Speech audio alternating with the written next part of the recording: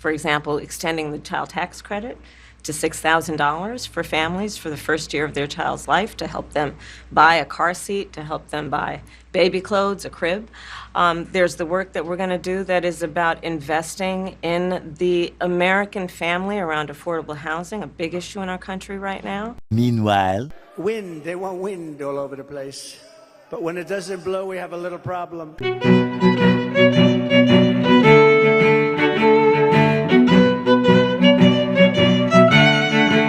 Welcome to Street Politics. My name is Reese Waters. Don't forget to like the video and subscribe to the page. Well, it finally happened. And the American media needs to do its job and ask tough questions. But of course, she's not submitting for any of those, Kaylee. She's hiding. She's trying to run a campaign in a basement like her mentor Joe Biden did. No, that can't be right. No, because this was after the interview happened. So why would he say that after the interview? That doesn't make any. That doesn't. I mean, she left that and immediately went to a campaign rally. So, Savannah, are you ready to make your voices heard? Do we believe in freedom? Do we believe in opportunity? Do we believe in the promise of America?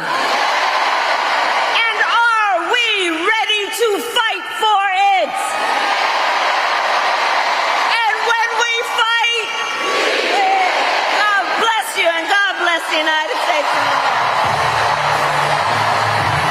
In fact, the campaign rally that she went to after the interview is literally in the box next to Mike Johnson. So our job is to make sure that the people know it. And the American media needs to do its job and ask tough questions. But of course, she's not submitting for any of those, Kaylee. She's hiding. She's trying to run a campaign in a basement like her mentor Joe Biden did. They really do think their viewers are idiots. Well, it finally happened.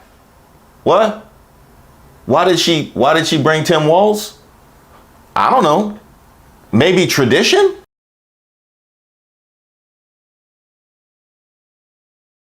Her handlers don't even trust her to survive a softball CNN interview. So Coach Walz is going to chaperone tomorrow night at 9. Mr. President, Senator, I don't know what we have to talk about. It's been pretty boring. They really do think their viewers are idiots. Well, it finally happened. Kamala Harris gave her first sit-down interview to CNN's Dana Bash, where she addressed what's been on the hearts and minds of so many Americans. Are you black?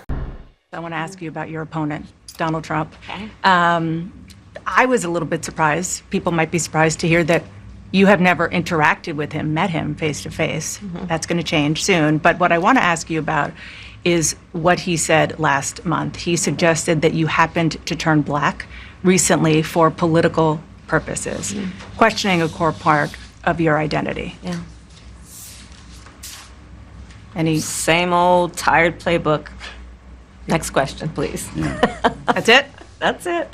I was just playing. That was well played, though, Kamala. That was very well played. See, she's saving that smoke for the debate. I see you. I see you. One thing I have learned. Don't think because I didn't drag you now means I won't drag you later. She hit day one. Day one, it's going to be about, one, implementing my plan for what I call an opportunity economy.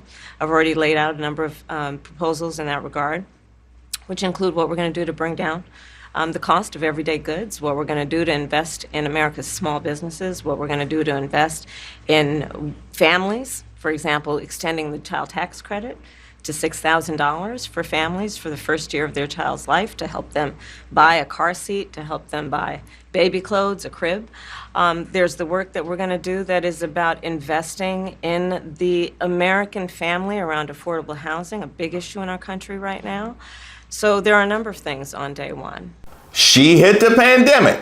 Well, let's start with the fact that when Joe Biden and I came in office, during the height of a pandemic, we saw over 10 million jobs were lost. People, I mean, literally, we were all tracking the numbers. Hundreds of people a day were dying because of COVID. The economy had crashed.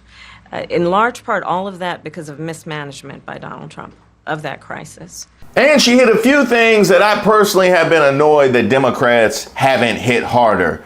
thinking that she's weak on the economy.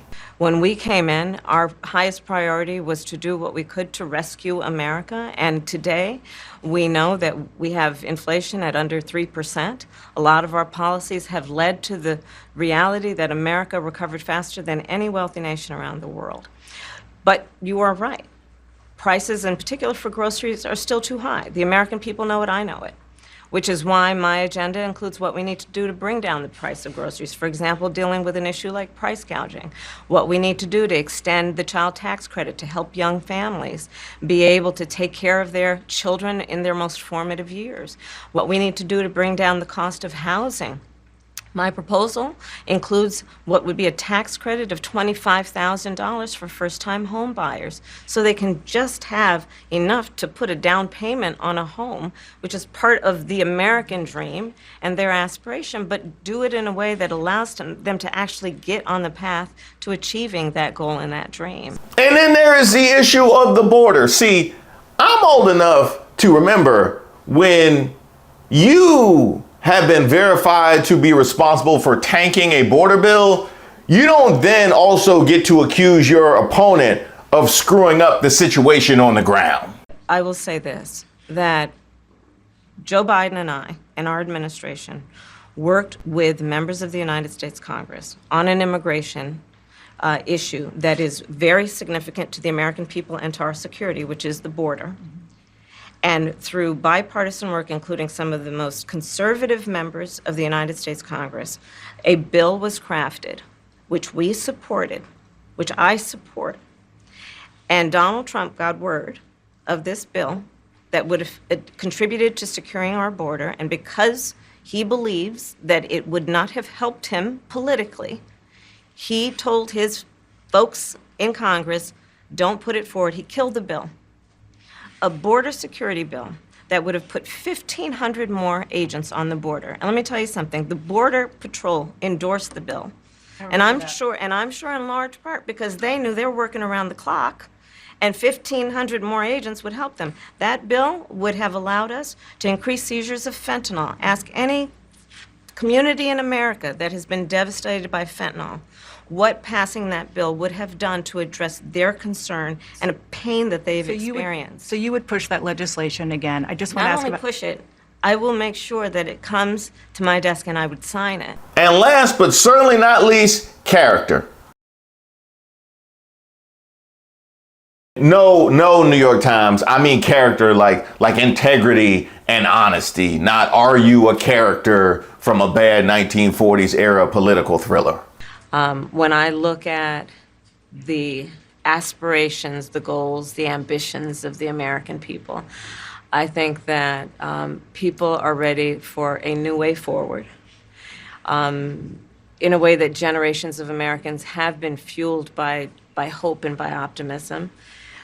I think, sadly, in the last decade, we have had in the former president someone who has really been pushing an agenda and in an environment that is about diminishing the character and the strength of who we are as Americans, really dividing our nation, and I think people are ready to turn the page on that. VP nominee Tim Walz was there as well to stand on business involving his record and his son. Governor, a moment that you shared, that the world shared with your son, Gus. You were speaking, the camera caught him, so incredibly proud of you, so emotional, saying, "That's my dad." Yeah, I don't know as a father I could have ever imagined that. I'm grateful for so many reasons to be on this ticket, but that moment, to understand what was really important, to have my son feel a sense of pride in me, that I was trying to do the right thing. And it was, you try and protect your kids, it brings notoriety and things, but it was just such a visceral, emotional moment that I'm grateful I got to experience it, and I'm so proud of him. I'm proud of him, I'm proud of Hope, I'm proud of Gwen. She's a wonderful mother, and these are great kids. And I think the one thing is, talking about the era we're in, is our politics can be better. It can be different. We can show some of these things, and we can have families involved in this. And I hope that there was a hope people felt that out there, and I hope they hug their kids a little tighter, because you just never know, and life can be kind of hard. I, for one, am inspired by the relationship he has with his kids. I consider it goals, and I made a whole video about it. Now, some things were left unaddressed.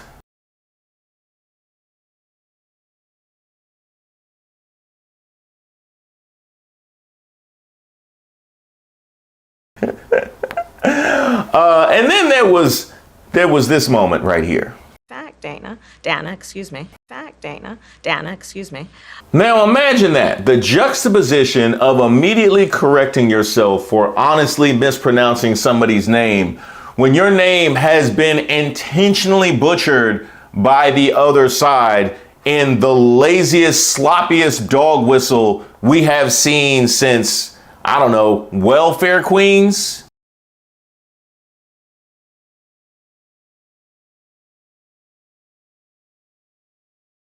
I mean, Clancy Moose went on this same network. So pronounce her name right. Let me actually pronounce her name right. Kamala Harris. If Kamala. I were a man, You said I this will when I called say you Nancy anything that I Nancy. want. And then had the nerve to say, He can go toe-to-toe with her on women's issues. I feel very confident about that. once again asserting the rights and their advocacy for women, leaving us nowhere to go with her disrespect but the obvious. That's the history and legacy of white disregard for the humanity of black people. So now you're calling me racist. Give them enough rope, they always do it. Now, speaking of women, some people were not here for Dana Bash.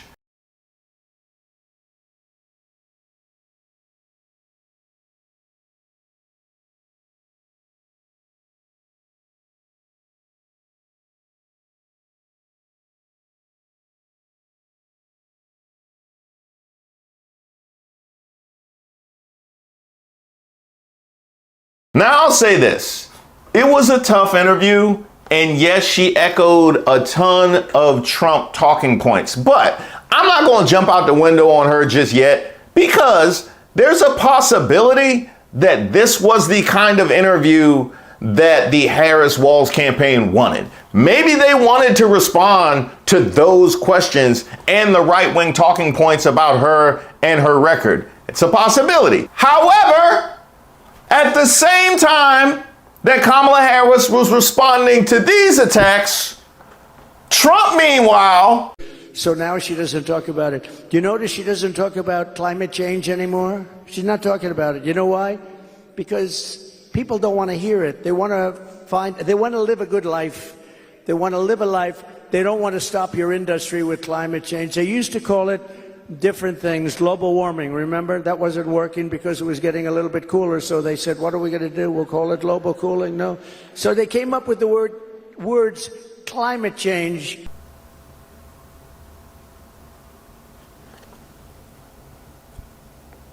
You take a look at bacon and some of these products, and some people don't eat bacon anymore. And we are going to get the energy prices down. When we get energy down, you know, this was caused by their horrible energy wind. They want wind all over the place. But when it doesn't blow, we have a little problem. So the lady I just heard being grilled, she running against the dude talking about the bacon and the wind? Because the jobs the people that are coming in are just taken. And it's going to start with the black population. African Americans are losing their jobs.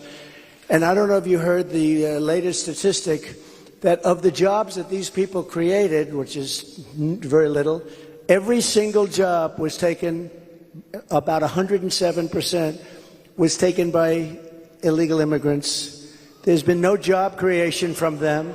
107. So, wow, that means this job, so I must be illegal, and also a job I haven't even created yet. Well, do we have a president? He just got back from California. He was supposed to go to the White House. He never got there.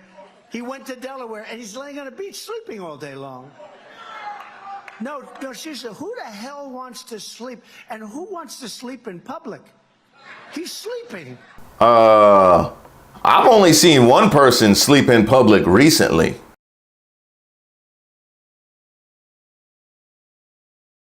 Well, it's not going to work. And with that, I yield back. You know, every so often, Mr. Garcia, maybe you could just lift up that picture of our President Trump sleeping, as you say, I think he's praying. Thank you. Great job. What a beautiful young daughter. What a beautiful young daughter. Run! Run! Get to the chopper! No, I said the chopper, not the plane. Because we know where that plane has been. Nobody really knows her. They were doing something, the man on the street, they said, you know Harris? Everyone's saying, who the hell is Harris? Nobody knows who Harris is. What's the vice president's name? They have no idea what the name is. Now, the name Kamala it's a little complex because about 19 different ways of pronouncing it, right? But Kamala is, at least it's a name you sort of remember. You can't use Harris because nobody knows who the hell Harris is. Who's Harris? We want somebody they know, and, one of the reasons they don't know, she did a lousy job. They actually have a program to help you with that now. And yes, it's taught by children. First you say comma like a comma in a sentence. Then you say la like la la la la la.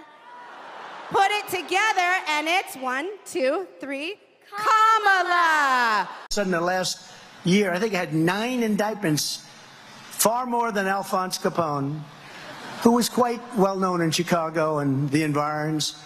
He liked killing people, but he had nothing like me. Wait, so we really just gonna nitpick the one lady? He talking about Al Capone. And that's when he not talking about Hannibal Lecter. You get a lot of those questions because Minnesota, they picked this guy.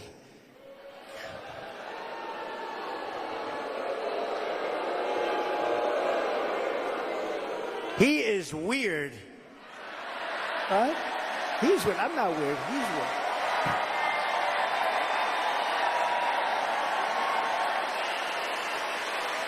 No, he's a weird guy. He's a weird dude. Now, this was just sad on a number of fronts. For one, Trump, you realize that you're only here to be brash and insulting. You realize that, right? You realize they like you because you are a bull in a china shop of all things respectful. That is why they like you. If you just gonna get lazy with your insults, that's not going to do it. That's not going to do it. You are being held to a higher standard of offense. Also, it looks like he inadvertently gave up the game. The fact that pretty much I know you are, but what am I has been their response to all things substantive. You passed Veterans Choice, I claim I passed Veterans Choice. You have the lowest ever black unemployment, I claim I had the lowest ever black unemployment. Now it's starting to make sense. He crashing and burning. Somebody need to take his microphone. That's no good. And we're not going to let it happen. They can build their plant. They're not going to have any cars coming into this country. If they want to build a plant, they can. They're going to build. Well, you tried. Small victories. At least he didn't draw attention to J.D. Vance. They come up with sound bites. They always have sound bites. And one of the things is that J.D. and I are weird. That guy is so straight. J.D. he's doing a great job, smart. Oh, you mean this J.D. Vance?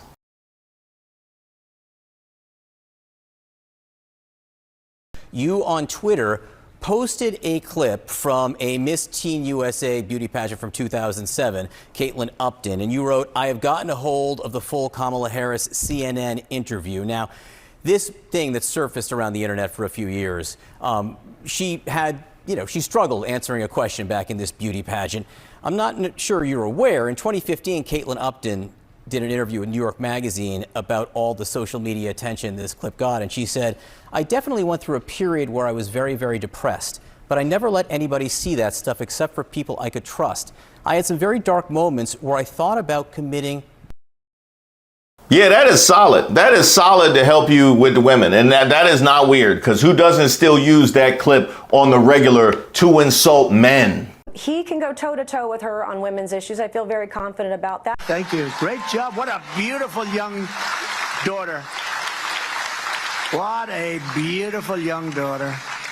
All right, media, I'm going to need to holler at y'all real quick. When it comes to our economy, Kamala Harris doesn't even know how it works. She never has. She wants the government to take over the economy. Wait, but didn't y'all just say that she was responsible for Biden's economy? You can't say both. So this was a terrible week. She got no bounce out of the convention. That's not true. She's no She bounce. got a 4-point bounce, and No she's bounce. in Georgia today campaigning. Okay, she got no bounce, Oh, you Jessica. got no bounce. Look at the polls. Okay. And I she's do now look at the down polls. in all the battleground That's not states. true. Real clear, check it out. Okay. Right now, in the break, I'll prove you wrong. Okay. Yes. Good evening. Welcome to Washington. I'm Brett Baer. With fewer than 70 days until the presidential election, we are releasing new Fox polls from key Sun Belt states, and it's anyone's ball game, as you can see right here. You know what, Fox News, get out. Get out. All the rest of the media, other than Fox News, let me holler at y'all real quick. Now, I let Dana Bash slide because I don't know what the conversations were before this interview about whether or not this was what they wanted. But this double standard where we are nitpicking each and everything that Kamala Harris has to say and trying to find holes to exploit for the right, while this guy is meandering on about bacon, Al Capone, and wind needs to end immediately. There is no way he would have been able to sit there and deal with the grilling that she just dealt with from Dana Bash. There's no way. Nobody believes that. And I just think at some I do. point, then why isn't he running? Because he's too old. Point blank. Same reason why Donald Trump probably shouldn't be running. That's the kind of honesty I'm going to need from y'all from here on out. Administration, they won't even know what's happening. They'll take every single job. You're not going to have any auto workers within 2 years, maybe 3 years. Nobody's going to be making cars here. That message, however, getting mixed reviews at a pit stop in Boston, where Senator J.D. Vance got booed at the International Association of Firefighters convention. I want to talk about why we're fighting for working people, why we're going to fight for unions. Governor Tim Walz received a standing ovation at the same event on Wednesday. Now, Fox News, that's better. That is better. We got to work on baby steps. Baby steps. I'm gonna need 50 jumping jacks, 100 push-ups, and 10 honest reports every morning. Okay, that's before breakfast. Sincere thanks to everybody who's reached out to me and submitted suggestions for videos. Keep them coming. I take submissions for ideas for a video, suggestions for Racist of the Week. If you have something that just troubles you, or you just want to send me a note, because I love getting those notes, go ahead and shoot me an email at reese@reesewaters.com. I also have a newsletter that I send out periodically, so you'll be receiving that as well. You can also sign up on my website, reesewaters.com.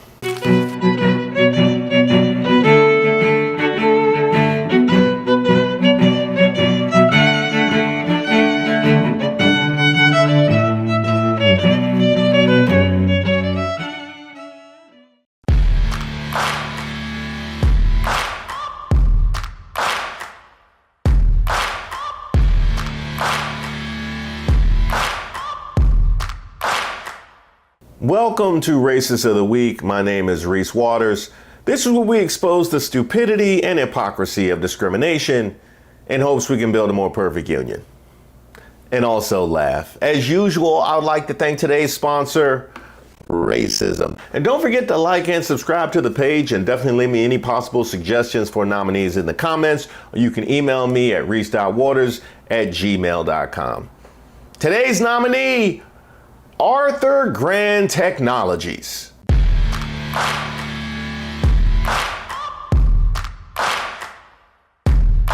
The Loudoun County, Virginia-based tech company has been fined $7,500 by the Department of Justice after it advertised it was seeking white candidates for an open job posting. The infamous white jobs. We heard about the black jobs, and we heard about the Spanish jobs, the Latino jobs. Now we get the white jobs. I guess they're in the tech sector. And I would have guessed that. Well, they wouldn't have been my first guess. First, I'd have guessed up rounding up black people and brown people. That's definitely a white job. Taking people's rights and or land, that is definitely a white job. And of course, Hobby Lobby. But number 4, apparently, is working for Arthur Grand Technologies. Now, the company must also pay $35,000 in compensation to applicants as part of a settlement with the Department of Justice. Now, let's first take a look at the actual ad which became public. Let's take a look at this. Let's see. Looking for U.S.-born citizens, white, who are local within 60 miles from Dallas, Texas. And then we get a don't share with candidates. Okay, so it's apparent that these were supposed to be deleted. They just copied and pasted from the form letter. And I got to ask, where did this form come from? Is this from the Sons of Anarchy Employment Services? I need to know exactly where this was copied and pasted from. This is like the Patriot Front. Is this Proud Boys Job Recruiters? I need to understand. PatriotFrontMonster.com. I need to understand where this was copied and pasted from. And I can't imagine a worse case scenario of accidentally leaving in the sections that you were supposed to fill in. I would also like to point out what a liability it is that they included don't share with candidates. Just in case you were wondering exactly how dirty this was supposed to be, don't share it with the candidates. Oh yeah, no, we're gonna absolve ourselves of any deniability. Yeah, we can't deny that at all. It literally says don't share with candidates. DOJ's Civil Rights Division's Immigrant and Employee Rights Section opened an investigation in May of last year and determined that Arthur Grand discriminated based on citizenship status and national origin after a recruiter working for Arthur Grand's subsidiary in India posted the advertisement on the job website Indeed. This happened in India. Oh, so you outsourced your racism? Is that what you just did? You just outsourced your racism. So the person in India was the one that was supposed to not include that they were searching for white applicants only. I got to give a shout out to that whistleblower. I mean, because it's somebody out. That's what I think. I think it was a whistleblower. I think it was a whistleblower situation and not an honest mistake. Because somebody in India is like, wait a minute. You mean to tell me that the folks that have had their foot on everybody else's neck all around the world now want me to post a job posting excluding all of us? All right, I'll handle that. I know what we gonna do. I know what we gonna do. Now, as part of a Justice Department settlement, Arthur Grand will pay a civil penalty and will train its personnel on the INA's requirements, revise its employment policies, and be subject to departmental monitoring. Now, I applaud the departmental monitoring and revising their policies, but what training personnel needs? Huh? I don't know what training. Don't put white candidates on the job description. Like, what training is going to work? Now, Arthur Grand must also pay compensation to those who file complaints with the Office of Federal Contract Compliance Programs. So if any of y'all brothers and sisters out there looking for a check, go ahead and file a complaint.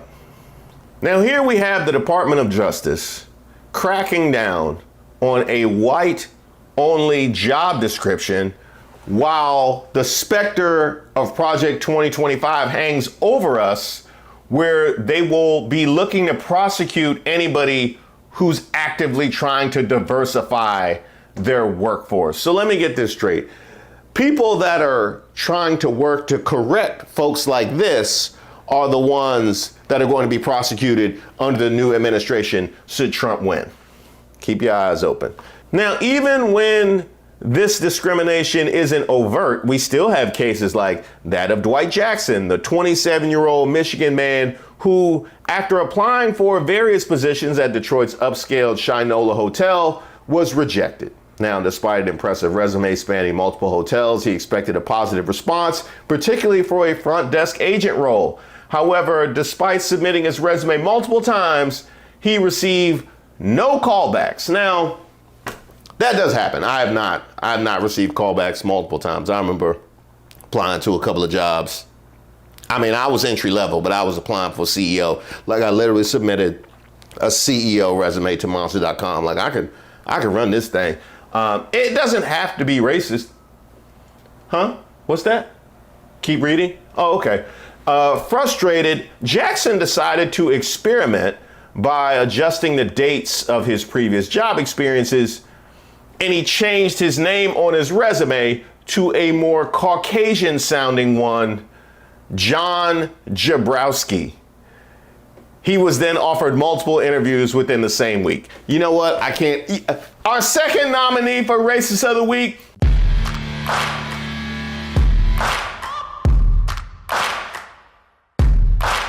Detroit's Shinola Hotel. I can't help you, Shinola. I mean, that's just cut and dry. That's as bad as leaving in whites only, don't tell job applicants. Like, it's that bad. There's a reason why you guys are here together. And shout out to Dwight Jackson for a solid Caucasian sounding name. John Jabrowski is pretty good. I think I would have gone with Connor Tanner, or my old standby, Ryan Seacrest.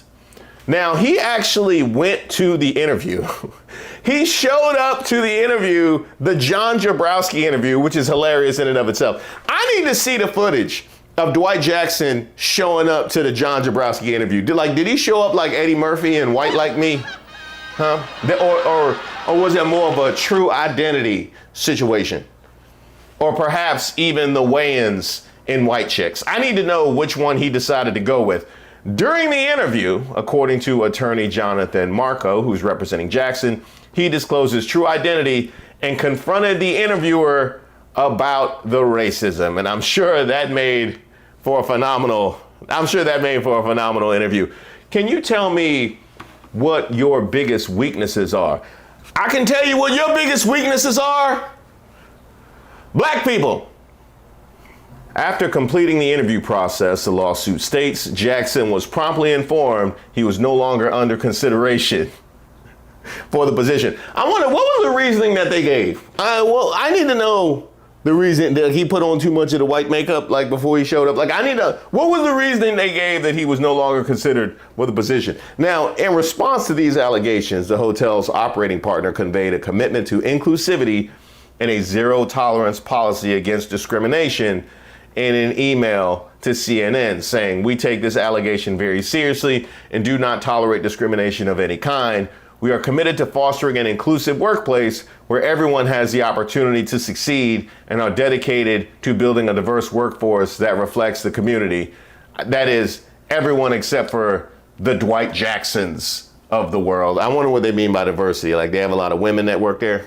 Maybe there's a lot of women that work there. And this is the difference between a public message and private practice. We have seen your private practice, so I don't want to hear about your public message. In fact, a recent study published by the National Bureau of Economic Research found that name bias is a prevalent issue in the hiring process around the country. Researchers sent out identical resumes to 108 U.S. employers to analyze whether race and gender affected callback rates for job applications.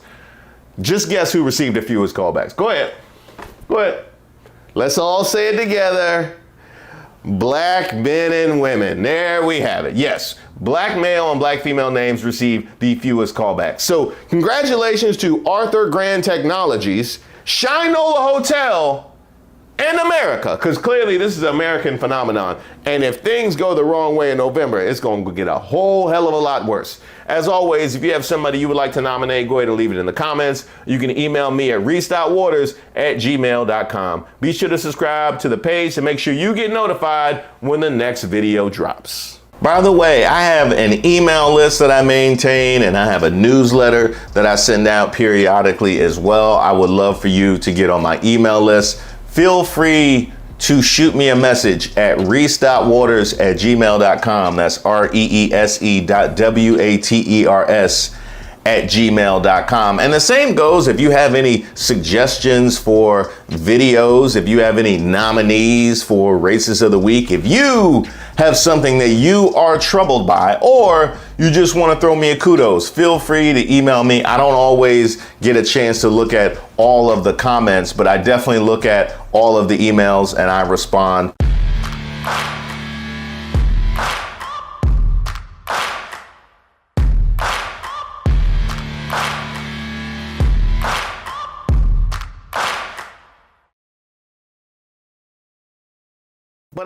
know, why are we stopping at the parents? Why not just trace it all the way back, huh?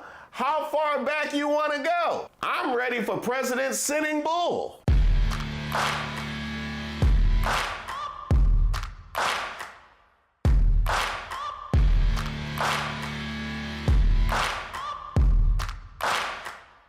Hi, I'm Reese Waters, and welcome to Racist of the Week, where we expose the stupidity and hypocrisy of discrimination in hopes we can build a more perfect union. And also laugh. As usual, I would like to thank today's sponsor, Racism. And as usual, don't forget to like and subscribe to the page, and definitely leave me any possible suggestions for nominees in the comments, or you can email me at reese@reesewaters.com. Now here I am thinking Vivek will have Racist of the Week all sewn up. I'm against race-based reparations because I think it will create more division, not less. I don't remember asking you a goddamn thing. And then Oh, I missed something? You want to get crazy? You want me to throw more beers out? You want me to body slam somebody? You want me to body slam Kamala Harris? I said, do you want me to body slam Kamala Harris? You want me to drop the leg on Kamala? Is Kamala a chameleon? Is she Indian? Okay, I like it. Ow. I'm gonna get heat for that one, brother. That was not me, that was the beers talking. Oh, I saw that, but then I went on living my life. Besides, when that dropped, I was in church. I need my neighbor's children to be okay so that my children will be okay. I need all of my neighbor's children to be okay.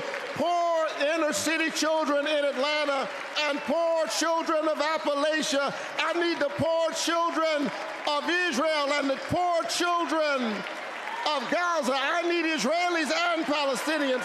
I need those in the Congo, those in Haiti, those in Ukraine. I need American children on both sides of the track to be okay.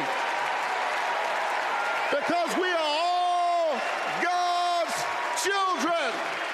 And so let's stand together. Let's work together. Let's organize together. Let's pray together. Let's stand together. Let's heal the land. God bless you. Keep the faith. What? There's more? This is where the president has his most impact. You have a lot of room to maneuver there as commander-in-chief. We don't know who she is. We don't know what she believes. She's going to get paralyzed in the Situation Room while the generals have their way with her. Right now, Jesse Waters. Jesse, I don't like that. Figurative. Well, see, technically, that is sexism, technically. That would actually be a good candidate for my new video segment, Who Raised Y'all? Yeah, I did the first one recently where I nominated Ann Coulter and really all of MAGA.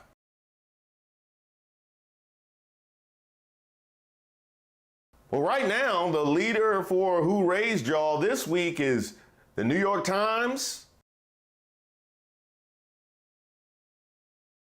There's CNN and that phony undecided voter who's now selling anti-Kamala merch. I guess those CNN panel checks aren't paying the bills.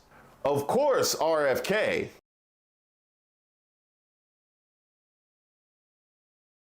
And there can never be an episode of Who Raised Y'all without Donald Trump.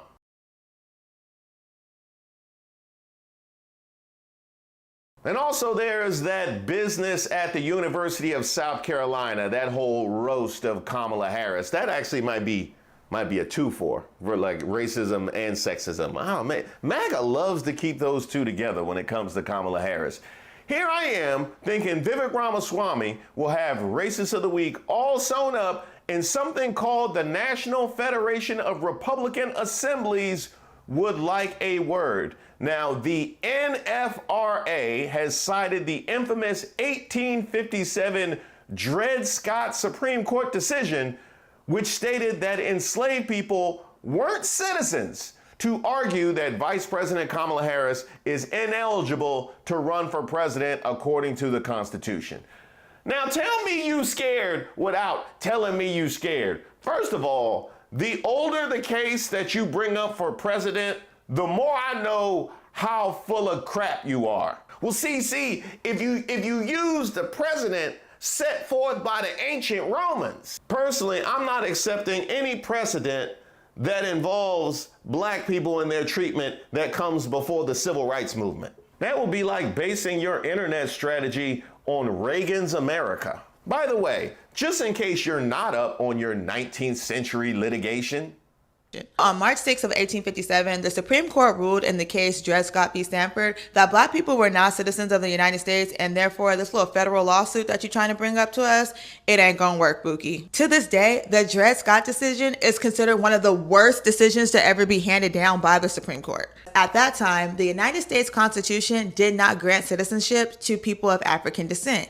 Even though during that time, majority, if not probably all at this point, of the slaves in the United States had actually been born in the United States. So in this case, Dred Scott was a slave in Missouri, where at the time slavery was legal, and his owners had took him across state lines to Illinois and Wisconsin, right, where slavery was illegal at the time. So Dred Scott was like, I's free now, right, because I'm in a free state. So he took the case to the Supreme Court, and the Supreme Court was like, no, that's not how that works. Just because you in a free state don't mean you free, homie. Like, you still belong to them people over there. So now the NFRA is trying to use this decision to claim that Kamala Harris is not eligible to run for president because her parents were not born in the United States.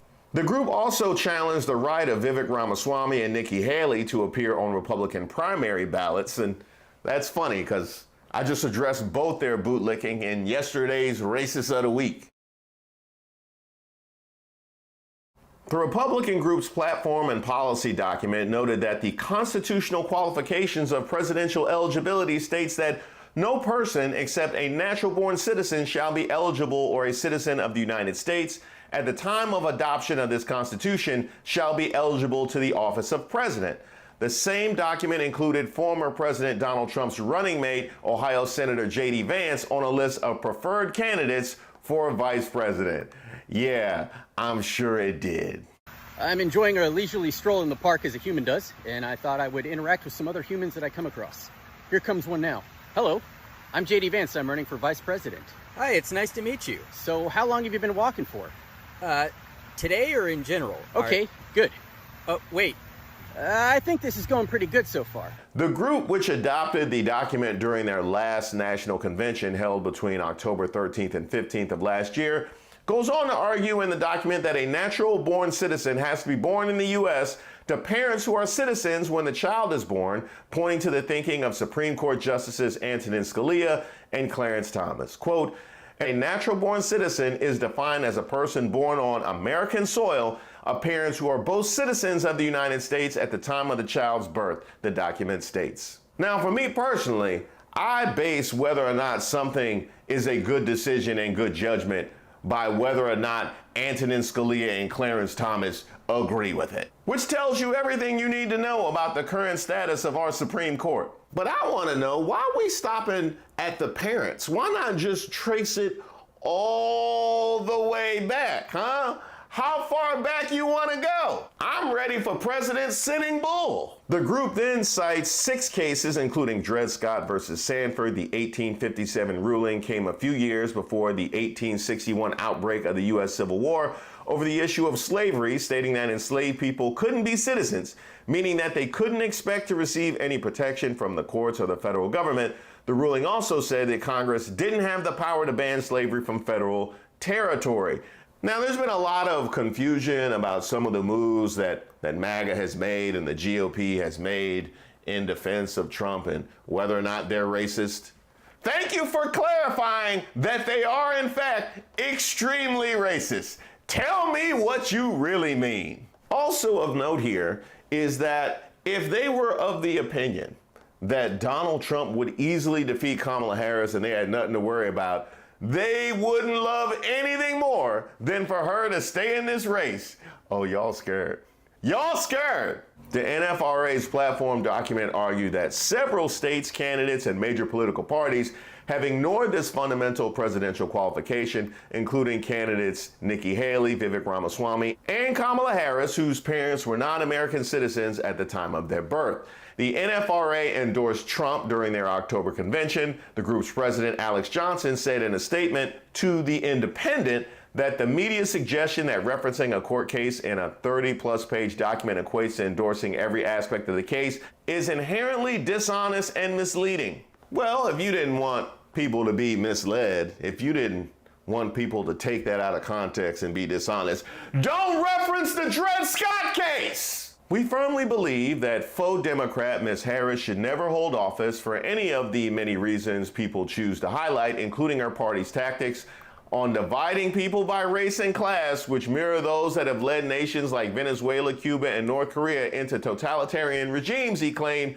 These policies have historically resulted in widespread suffering, economic collapse, and the erosion of individual freedoms. The Democratic Party preys on the ignorance of voters. Man, here you are trying to make a very specific case based on the Constitution, and you just go and screw it up in the same filing. You can't simultaneously tell me that she's disqualified and then what your objections are to her politics. You just told on yourself. This is no different than what happened to Claudine Gay at Harvard, where they ran her out under the guise of anti-Semitism, but just couldn't resist their calls for destroying DEI. Thank you for telling on yourselves. No, Your Honor, that can't be me in that footage because I was at work across town at the time. And also, he hit me first. Both Haley and Ramaswamy appeared on the Republican primary ballots. Former President Ronald Reagan was a member of the now 90-year-old organization. I would also like to add one-time members including H.W. Bush, Kellyanne Conway, and Ted Cruz. I know it sounds like the worst cocktail party ever conceived. Now, here's the fun part. Remember what I said about how far back you want to go with this whole thing? The NFRA's interpretation of the Constitution would have made several U.S. presidents ineligible to hold office, including George Washington, John Adams, Thomas Jefferson, and James Madison. Their parents were born in what was then the British colonies and what would later become the United States, meaning that those commanders-in-chief wouldn't meet the strict standards of the NFRA.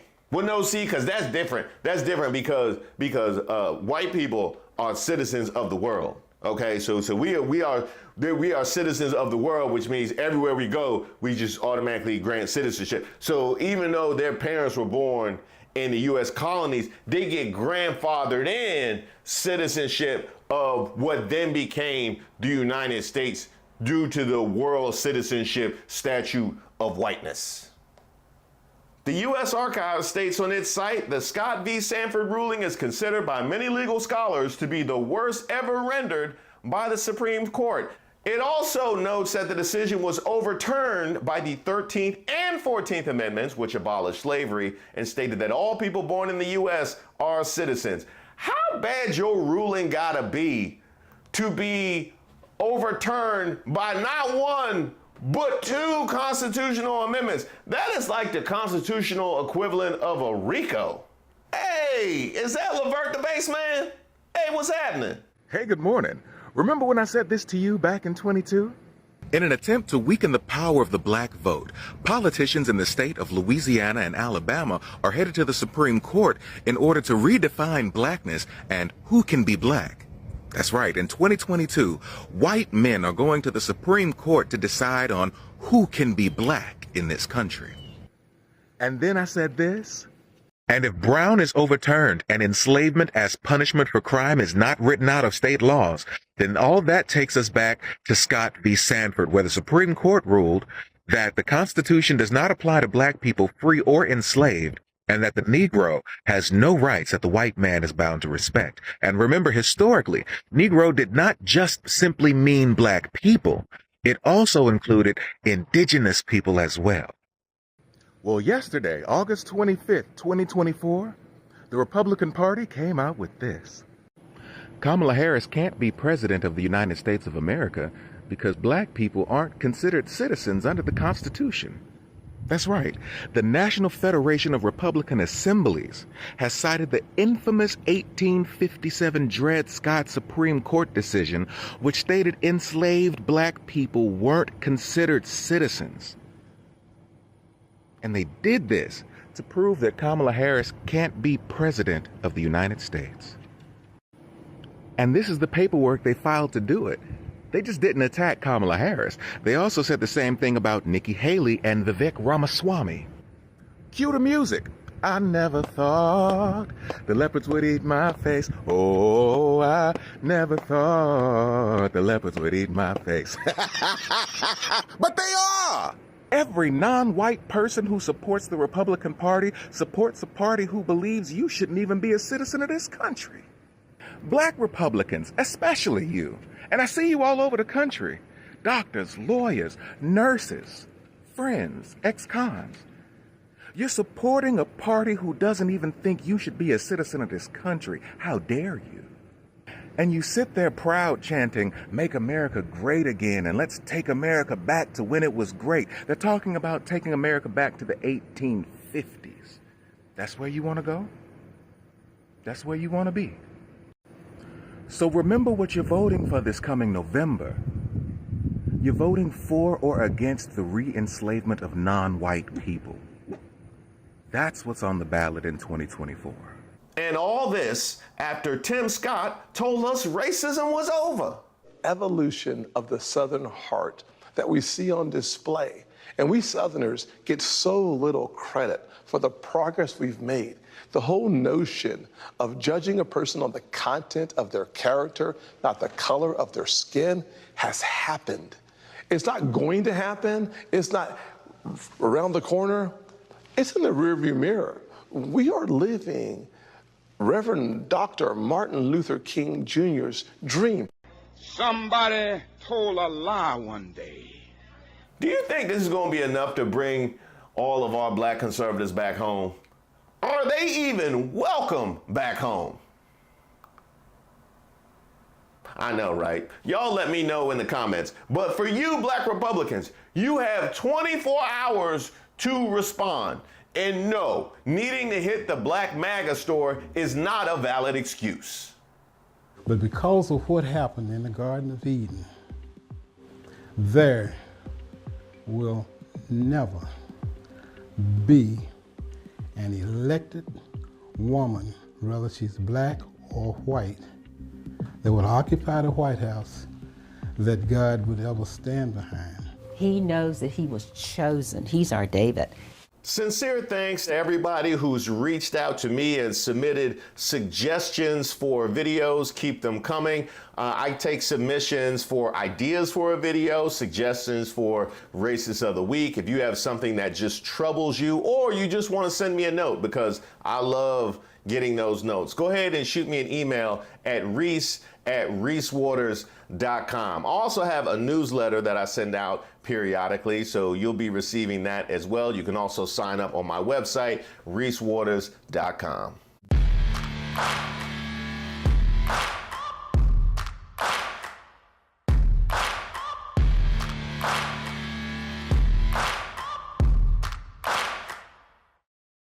Where's your parents?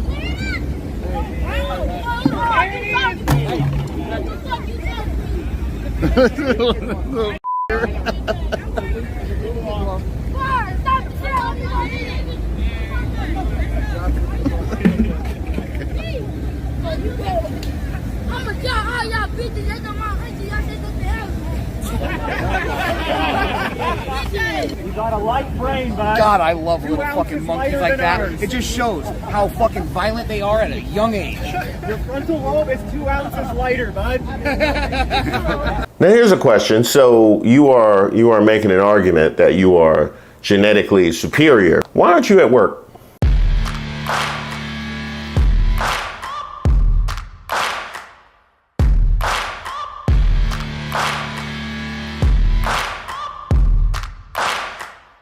Welcome to Racist of the Week, where we expose the stupidity and hypocrisy of discrimination in hopes we can build a more perfect union. And also laugh. As usual, I would like to thank today's sponsor, Racism. And don't forget to like and subscribe to the page, and definitely leave me any possible suggestions for nominees in the comments. Also, we just had our Racist of the Month compilation, which went up last weekend, so be on the lookout for that. Today's nominee These cornballs in Nashville.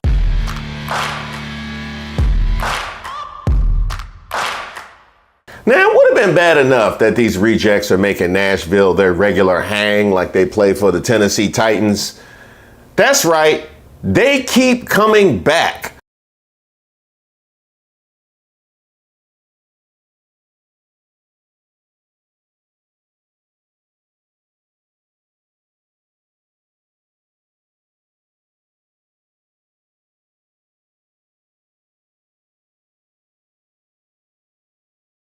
Now, I was too busy, with political racism to actually hit it here, although come to think of it, I already did a video about these dudes. We are literally having a Nazi march.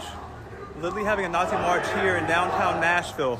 White supremacists talking about white supremacist neo-Nazism, talking about deporting folks and just racial hatred. This is what we're seeing here in Nashville. Where's your faces?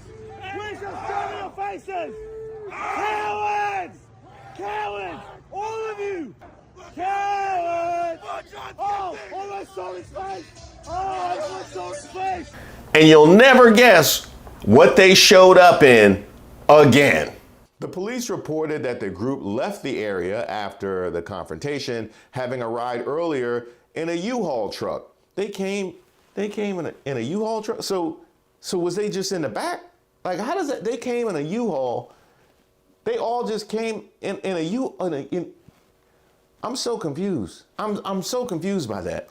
This tactic mirrored a similar incident 2 years ago when the Patriot Front attempted to disrupt an LGBT event in a U-Haul truck. Wow, I didn't know U-Haul. So they really are trying to adopt and claim U-Haul as their own. Like they are really trying to make U-Haul problematic. U-Haul sitting over there like, what y'all mad at me for? I got nothing to do with Blood Tribe.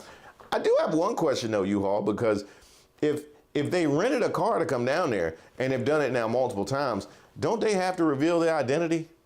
Don't you got a driver's license down there somewhere? And where were all the rest of the guys since they all came down in the back of the U-Haul? Were the rest of the guys just standing in the back with them scars over their faces? You didn't know that something might be amiss?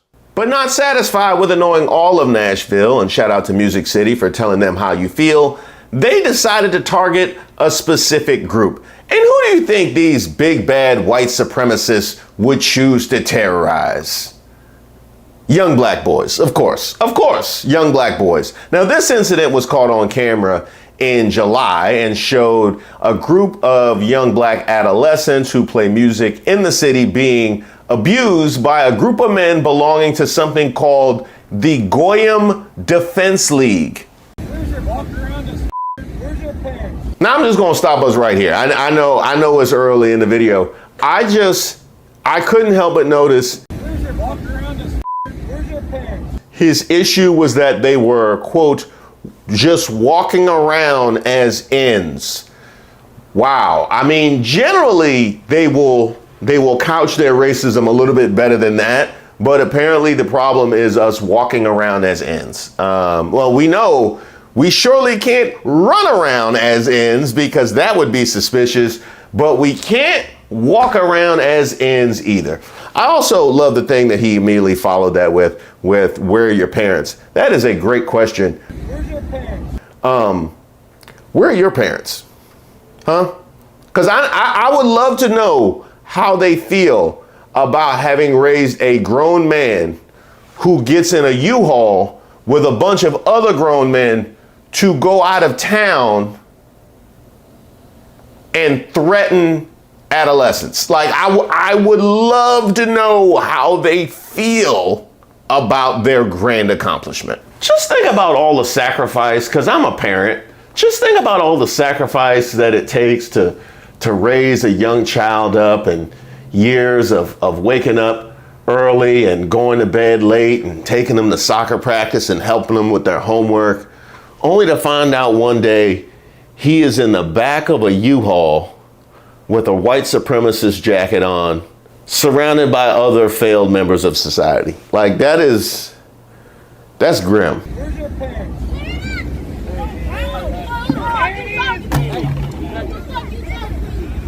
I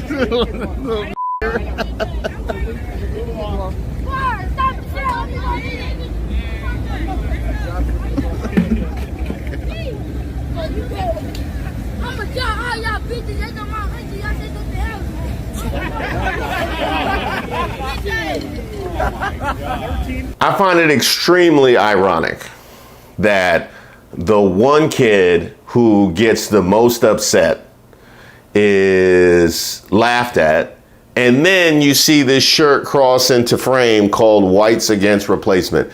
Considering that you needed a whole gang of grown men in order to feel comfortable approaching youths in Nashville, I see why that replacement would be possible. I do. That's actually technically called an upgrade. That is when society has evolved beyond the need for you. It's exactly what you did with your Nokia.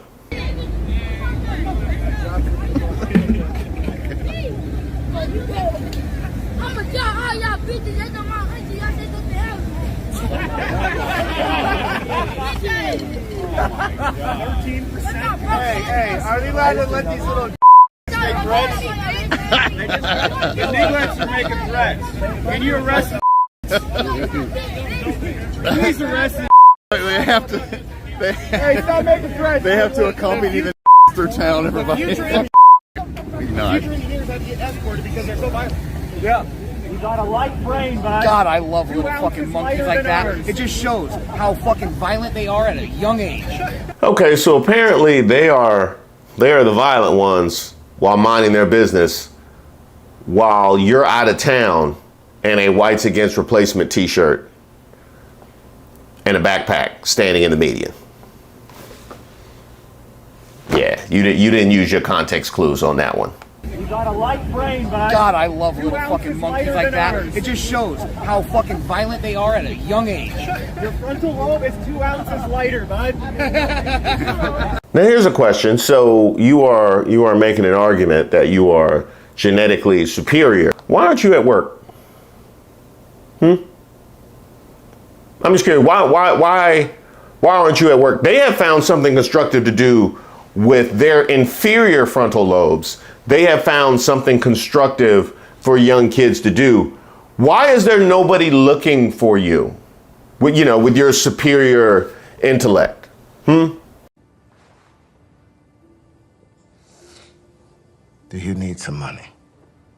How is it that you have time to go out of town midweek with the whole softball team and accost strangers? Turn this on. Turn it on!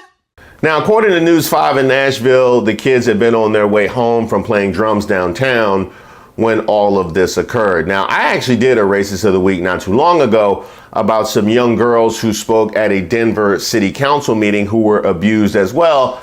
If you need space, go back to Africa. Nobody wants you here. All you do is burn down and ruin stuff. You little. You unmuted me again, you dumb boomer. Go ahead, protect the protect. Producer, can we remove them?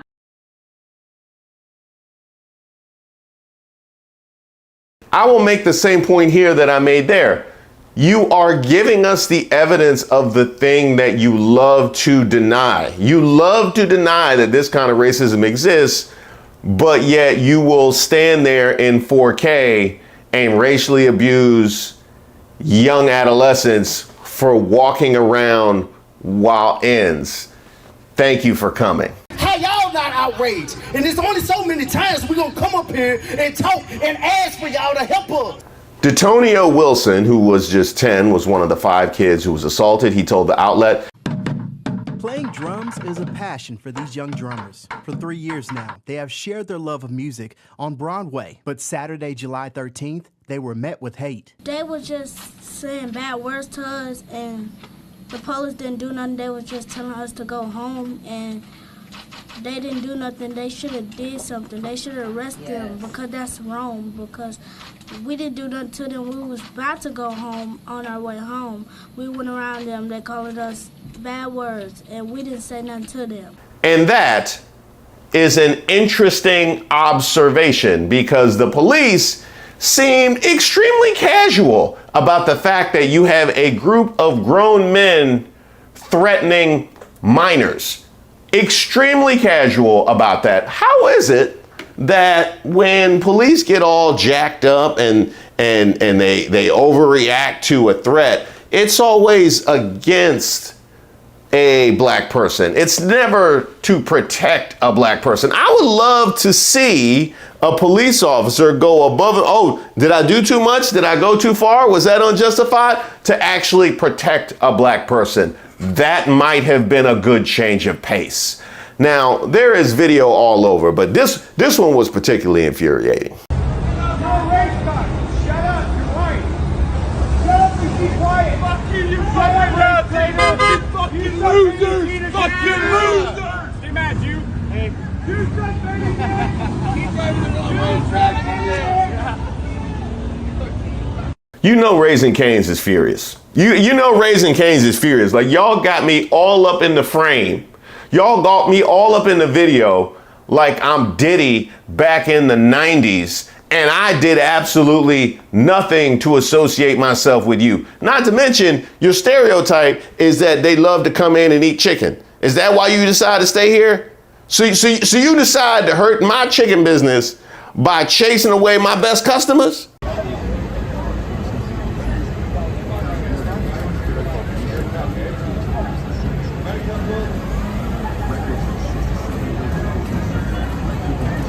They really went back in front of another chicken place. I tell you this, y'all better stay away from Target. Now, I was curious what the local reaction was, and journalist and local legend Phil Williams gave me everything I wanted. You've seen them all across the city. Now we're showing you the hypocrisy and the ignorance behind the neo-Nazis who've stirred up controversy this week here in Middle Tennessee. And one of the things that I wanted to know is what a lot of you have been asking, why Nashville? But I also wanted to look hate in the eyes and show just how ignorant they really are. For days, out-of-state neo-Nazis have made a scene on the streets of Nashville with their symbols of hate and vile words. Here, berating a lesbian mom who had just left a downtown restaurant, reducing her young daughter to tears. Here, assaulting a bartender who had confronted the group. And here, bringing their venom to the West End Synagogue. Chat, how much do you think the Jews are paying this guy? Let's throw out some numbers. Thursday, they returned to the historic Metro Courthouse, repeatedly challenging officers just doing their jobs. There on what is now the Diane Nash Plaza, named after the civil rights legend who came here to confront a Nashville mayor and a community's racism, we decided to confront the hate that has once again reared its ugly head. You ready to debunk the flyers? I told you I'd stop being a Nazi. What's your thoughts about you lying in the media? Yeah, I'm curious. Why Nashville? Why did you guys choose Nashville? The only place that respects freedom of speech.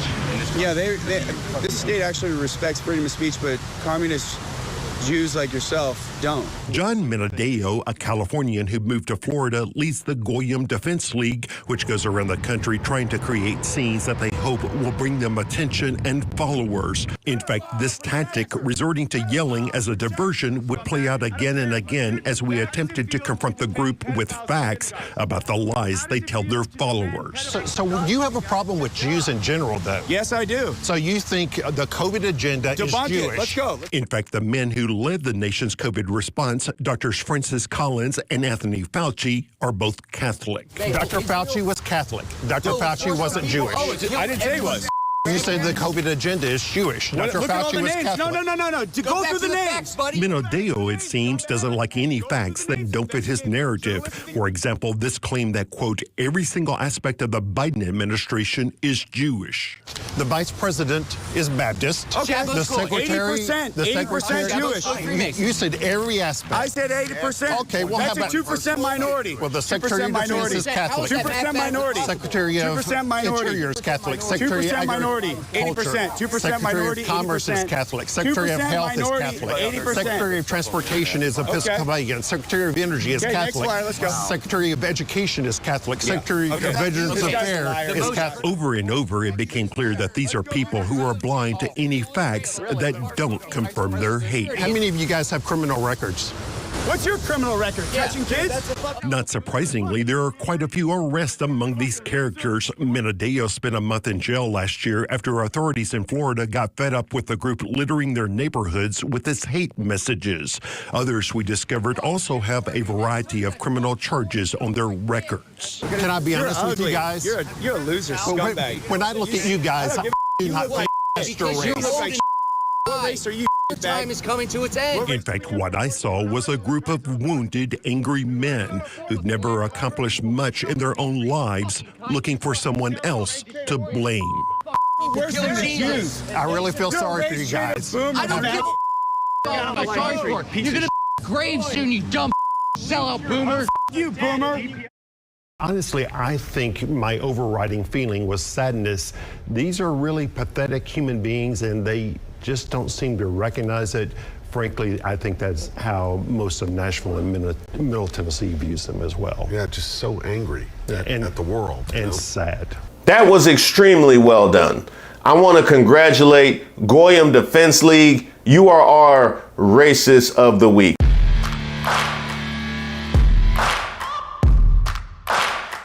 And shout out to Phil Williams for being a very solid ally.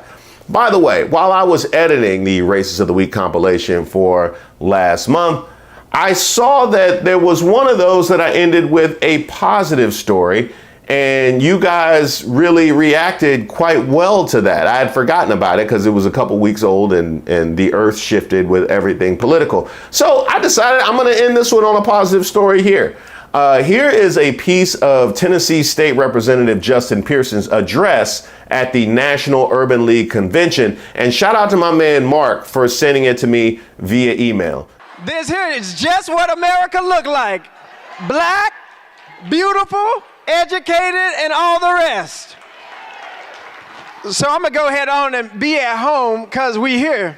And every rally that we do, we start one particular way in District 86. I say, who fired up? And the crowd respond, we fired up. You ready? Yeah. Who fired up? Who fired up? Who fired up?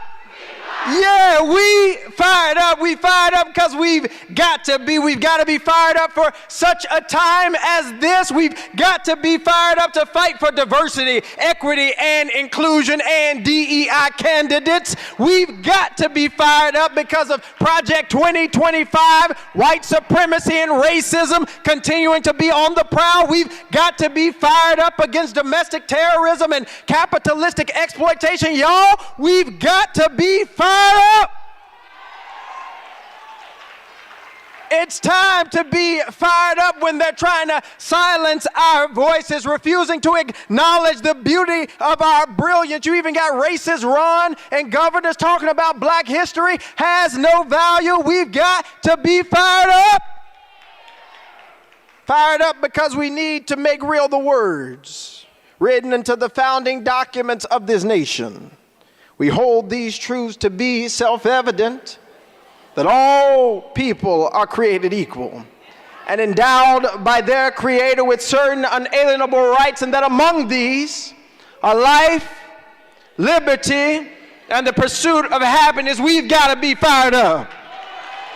And this is our moment. This is our time. This is our opportunity to be fired up for the movement for justice rooted in love. Sincere thanks to everybody who's reached out to me and submitted suggestions for videos. Keep them coming. I take submissions for ideas for a video, suggestions for Racist of the Week. If you have something that just troubles you, or you just want to send me a note, because I love getting those notes, go ahead and shoot me an email at reese@reesewaters.com. I also have a newsletter that I send out periodically, so you'll be receiving that as well. You can also sign up on my website, reesewaters.com.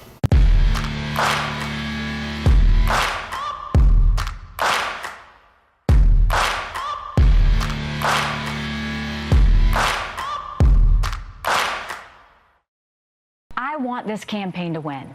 But the campaign is not going to win talking about crowd sizes. It's not going to win talking about what race Kamala Harris is. Somebody told a lie one day. Now, if I got this straight, GOP, you have decided to get behind a man who you have to discourage from his own personality.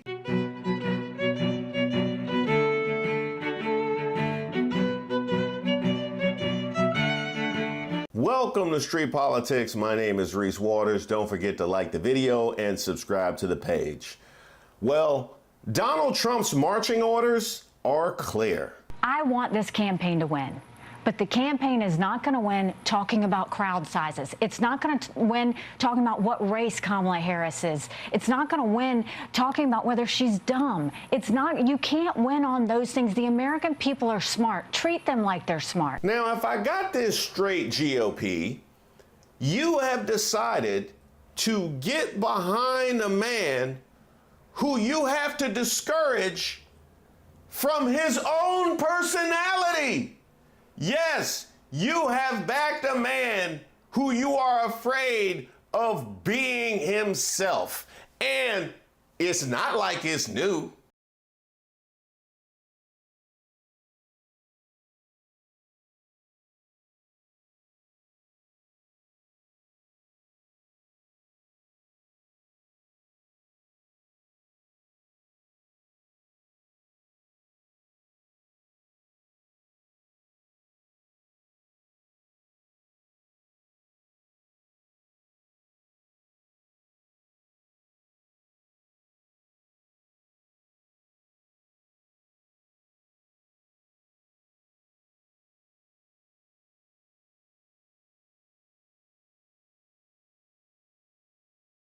I remember Horseface and Miss Piggy and calling Omarosa a dog. I forgot what he said about Carly Fiorina. Anybody seen her lately? Huh? Well, the GOP is out here trying to backtrack on giving absolute power to a man who can't be trusted to conduct a 10-minute press conference. You know what, Trump? This is unacceptable. This is unacceptable. What I'm gonna need you to do is crash out. No, I'm gonna need you to crash out.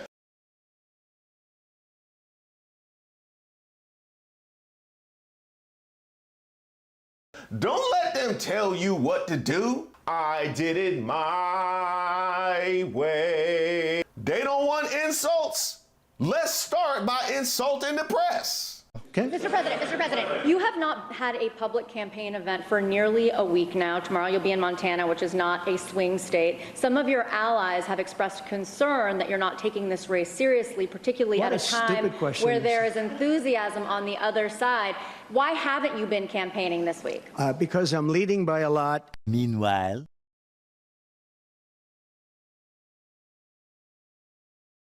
Donnie, you sure you're leading by a lot? And a lot of my people, a lot of the MAGA, as they call them, but the base, and I think the base is 75% of the country, far beyond the Republican Party. Now here's why I ask, do you think that he thinks that? Like, does he really think that 75% of the country is his base? And what, they are just immobile and disconnected from the internet? Or maybe he thinks that Truth Social is real life and not an alt-right offshoot of an alt-right Twitter. Never see the picture of the crowd. The biggest crowd I've ever spoken. I've spoken to the biggest crowds. Nobody's spoken to crowds bigger than me. If you look at Martin Luther King, when he did his speech, his great speech, and you look at ours, same real estate, same everything, same number of people, if not, we had more.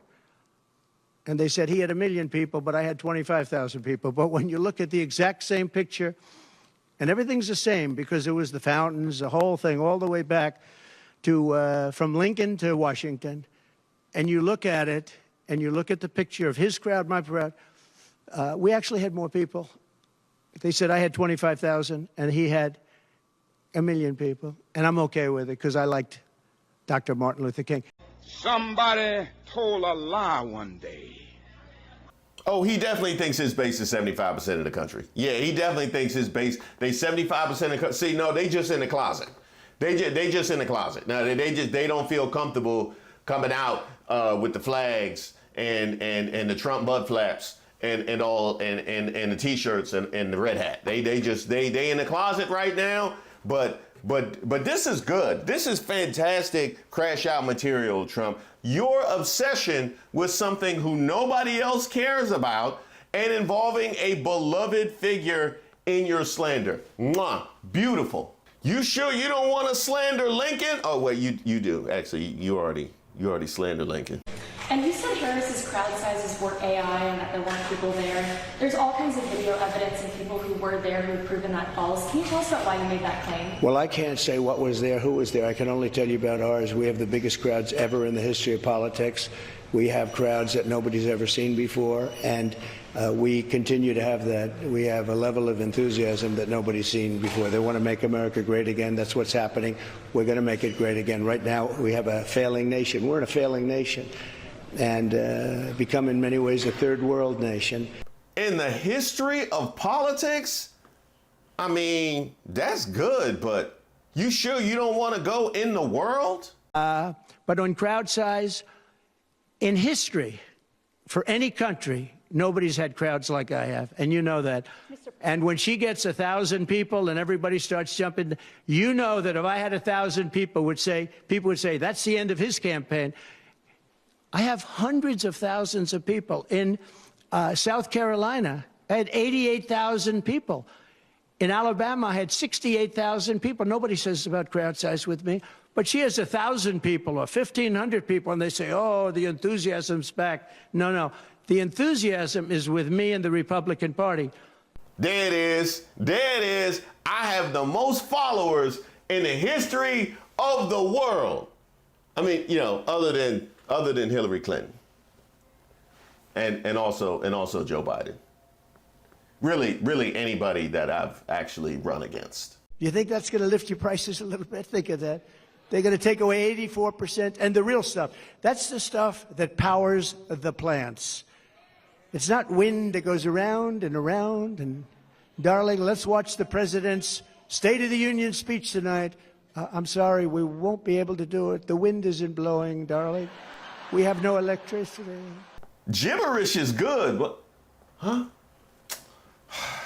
All right, look, Trump, they on me about hitting the economy. All right, let's do it, but do it your way. Yeah, make no sense. I had 1% inflation. I had actually no inflation because if you look at the categories, we had just about no inflation. But I had a very minor, I actually had a positive inflation. It was a perfect number because you don't want zero. I mean, I'm not going to give you a whole course on economics. Many people say that the only reason the stock market is up is because people think I am going to win. Did you ever hear that? But there was one day, a couple of weeks ago, when they weren't thinking that, and you saw what happened. This will be a 1929 style crash. Under Kamala's extreme high-cost energy policy known as net zero, you know what net zero, they have no idea what it means, by the way. It's net zero. What does that mean? Nobody knows. Ask her what it means. We're going to go to a net zero policy. What does that mean? I have no idea. You a bad boy. Yeah. You a bad boy. Did everybody the other night see Elon and me? Right? That's great.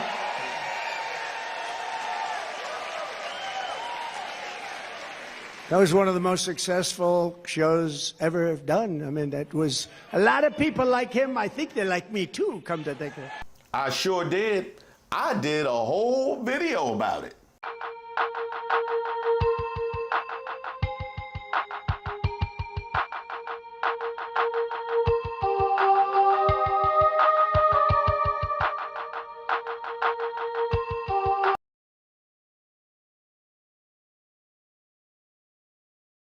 Speaking of Kamala, they want you to hit her on policy, but I know you can come up with something much better. And then they decided to get politically correct. We have to put her in. They put her in, and now they're putting her on the covers of Time magazine with an artist sketch. They don't use a picture. They don't use a picture. They use an artist sketch. I want to use that artist. I want to find that artist. I like him very much. I saw a picture of her on Time magazine today. She looks like the most beautiful actress ever to live. It was a drawing. And actually, she looked very much like our great First Lady, Melania. She didn't look. Yeah. She didn't look like Camilla. That's right. But of course, she's a beautiful woman. So we'll leave it at that, right?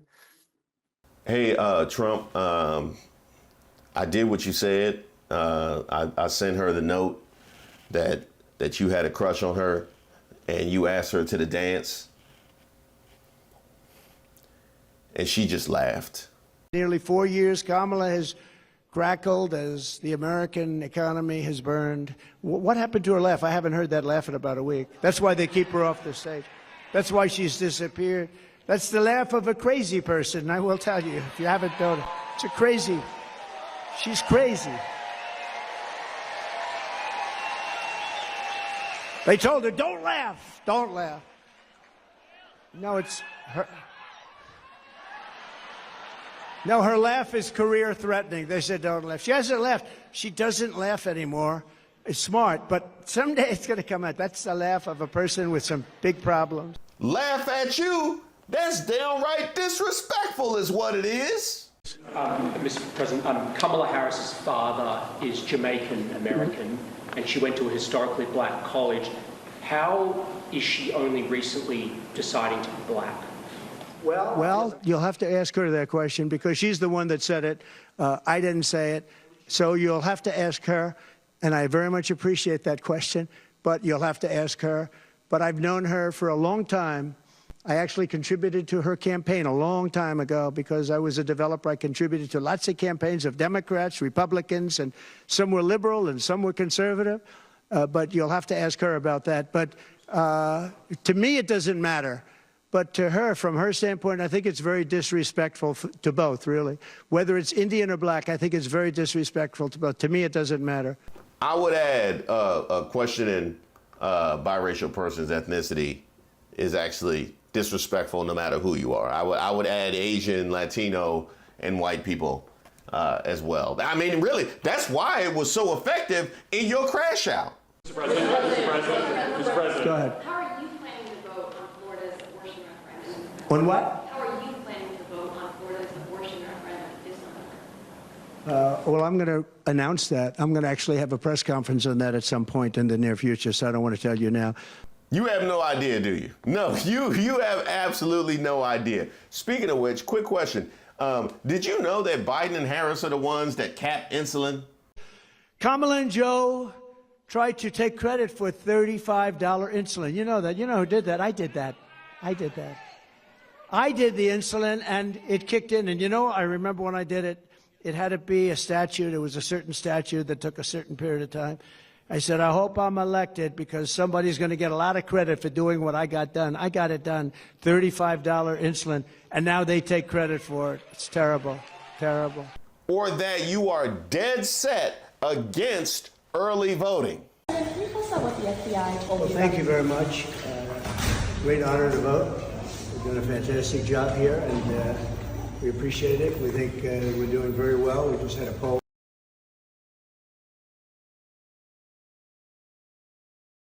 I see what you did there. I see what you did there. Yeah. Because on the one hand, it's for thee, but not for me, which is the way that you have operated your entire life. But not only that, you are sending a subconscious message to them that it's okay for them to vote early, just in case the tides of this election turn and you start doing better. So you tell them it's okay to vote early right now while I'm in full crash out.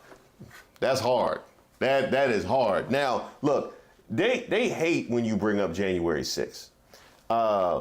This is going to be even more difficult than what you just did. Is it possible for you to bring up January 6th, but disparage the police and Ashley Babbitt? The people that, if you look at January 6th, which a lot of people aren't talking about very much, I think those people were treated very harshly.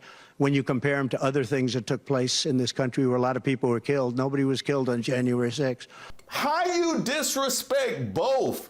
You were born to crash out. Boy, you are a natural. This is the most destructive you've been since you named J.D. Vance. The way she wants it. I mean, the clown that she picked as a vice president, this guy's a clown. He was so bad. Meanwhile, thanks to Kamala Harris' spending policies, the average new car costs nearly $50,000 a year.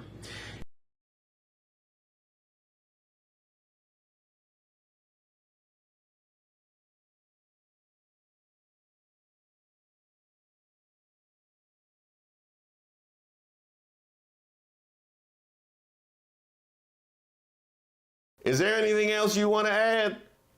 I know it is. Why hasn't she done it? You know, I keep saying, she's one of these complainers, you know, like a critic. I remember growing up, I'd see plays on Broadway and I'd go to different things, and you'd always have critics, they criticize, but I'd see, and they were critical, but they never did it themselves, you know? She's a critic, that's all she is. She never did anything. Nothing that she ever did worked. Hold on 1 second. I just want to check something. Personally, we have a lot of important subjects because our country has become a third world nation. We literally are a third world nation. She's one of these complainers, you know, like a critic. Personally, we have a lot of important subjects because our country has become a third world nation. We literally are a third world nation. She's one of these complainers, you know, like a critic. Personally, we have a lot of important subjects because our country has become a third world nation. We literally are a third world nation. She's one of these complainers, you know, like a critic. Sorry, I just got a new poll in. It looks like you're trailing in Pennsylvania. Go ahead and attack their very popular governor, but do it in a way that reveals you know absolutely nothing about him. Well, I don't know. I know Josh Shapiro. He's a terrible guy, and he's not very popular with anybody. I think that this election maybe is better than Josh Shapiro would have been. But I think other than Josh Shapiro, I think she had some good choices. But Josh Shapiro is not one of them. He's caused a lot of damage with a lot of people.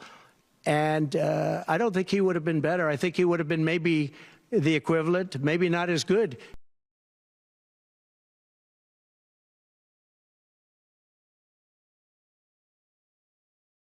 We're almost done. All I have left on my crash out checklist is COVID. So we never really got the credit we deserved for that with the ventilators and all of the different things that we did, the outfits, a lot of things.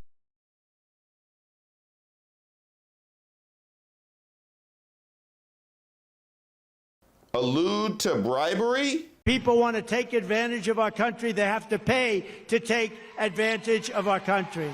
And consort with lunatics.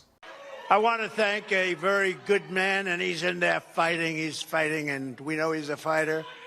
The next governor of North Carolina, Mark Robinson.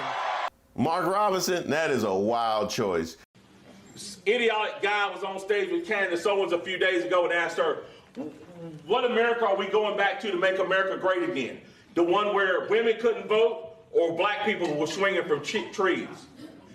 I would say to him if I was standing in front of him, I absolutely want to go back to the America where women couldn't vote. You might want to let him speak.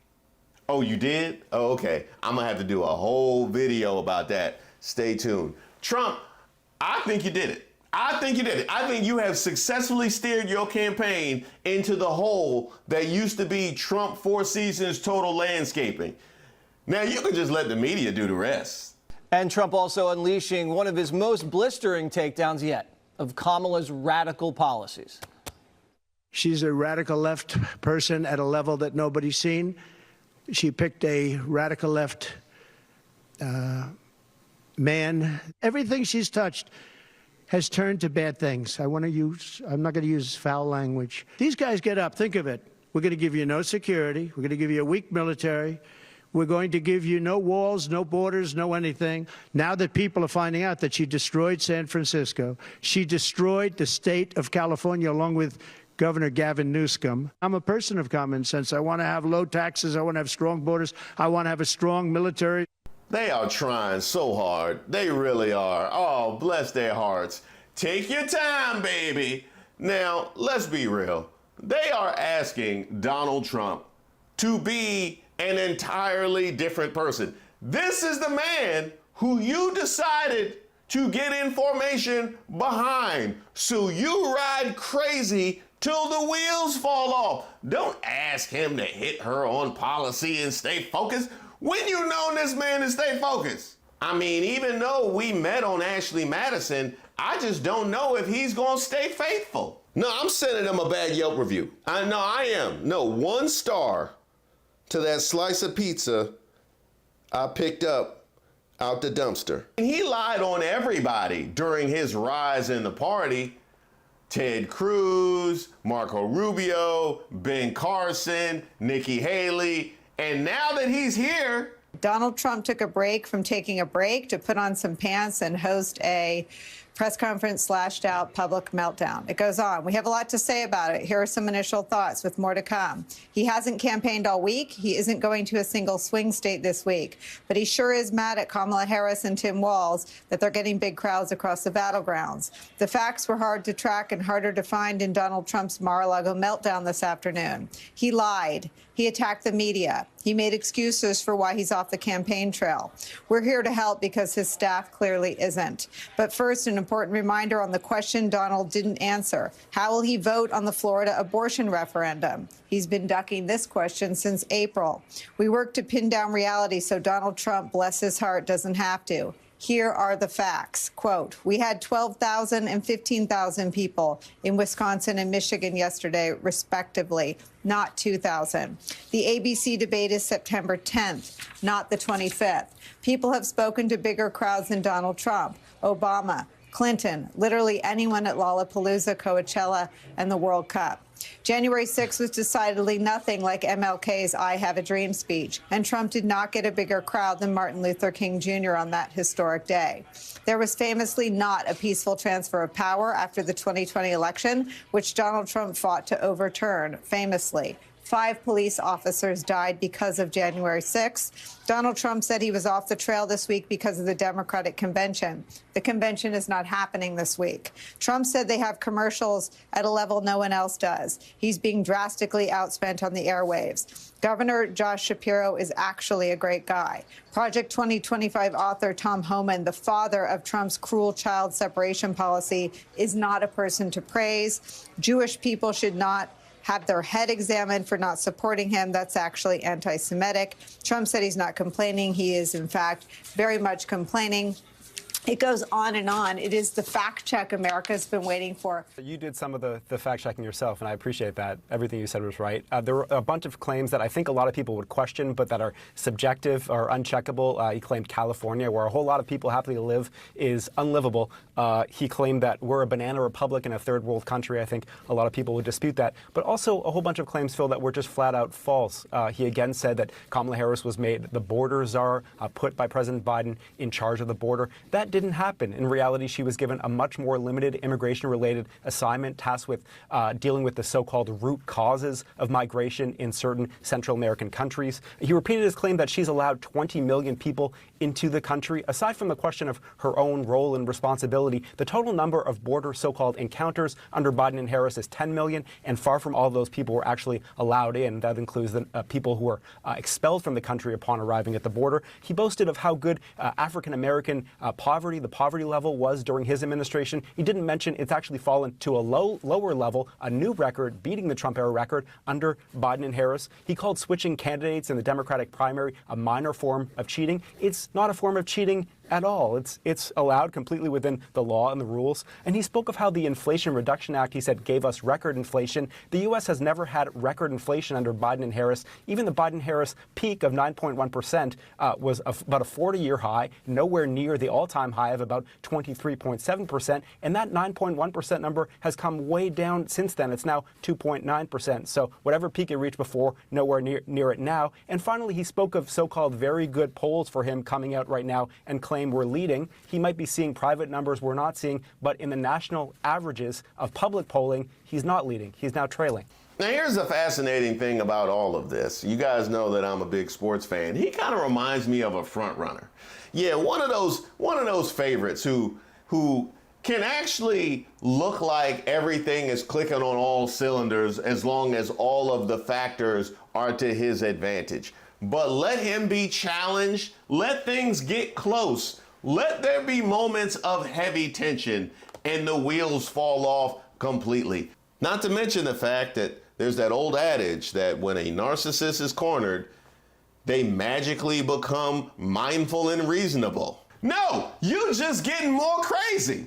But at least he secured the base. And God just downloaded these 9 songs into my heart in 30 days. I recorded them, and this is an awesome CD. There's songs like Trump Derangement Syndrome, Let Trump Be Trump, the Never Trump Blues, and I've just been selling it as I can. But I handed this to Don Jr. At a small venue. He was with his security, and he took it. He looked at it and handed it to his security, and it was gone. I want to get this into President Trump's hands. If it gets into his hands, it's going to be played like mad. Sincere thanks to everybody who's reached out to me and submitted suggestions for videos. Keep them coming. I take submissions for ideas for a video, suggestions for Racist of the Week. If you have something that just troubles you, or you just want to send me a note, because I love getting those notes, go ahead and shoot me an email at reesewaters.com. I also have a newsletter that I send out periodically, so you'll be receiving that as well. You can also sign up on my website, reesewaters.com.